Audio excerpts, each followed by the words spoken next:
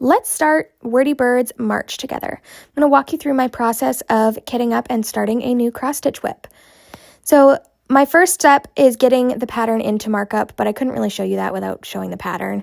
But I love markup recently for PDF patterns because I can get all of my stitching statistics. And in there, it can tell you how many stitches per color, which I love so that I can know how much DMC I need to cut for each color. It saves so much DMC. I feel like I don't waste because, let's be honest, at the end of a project, I end up throwing away what I don't end up using that's already cut. If it's a small amount. If it's a crap ton, obviously I keep it. But here I am just putting my floss on my floss drop. I cut all of mine to an 18-inch length, except for when there is less than 100 stitches for the color.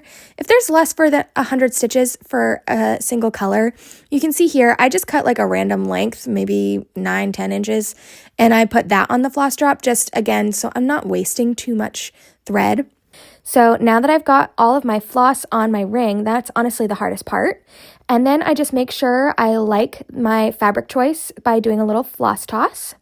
And if I have the time, I really prefer to cut my fabric because I hate stitching with a blanket.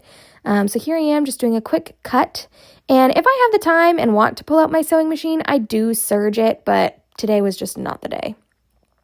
So here I am about to make my new start. So you can see with this method, I pull one strand, or with this method of floss dropping, I pull one strand using the eye of my needle right off the floss drop around the loop.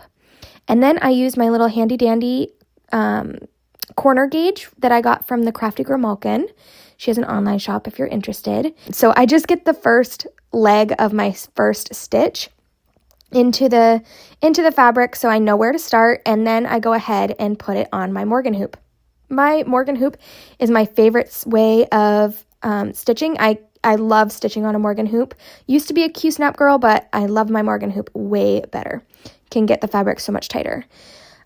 Pro tip, if you are having a hard time getting it tight, try applying the hoop while you're sitting at a table, just so that you have like an even surface.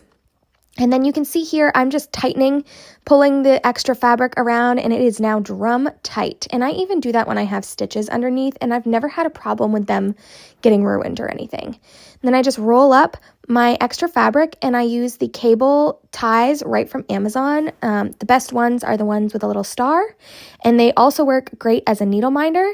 And now I'm ready to get stitching.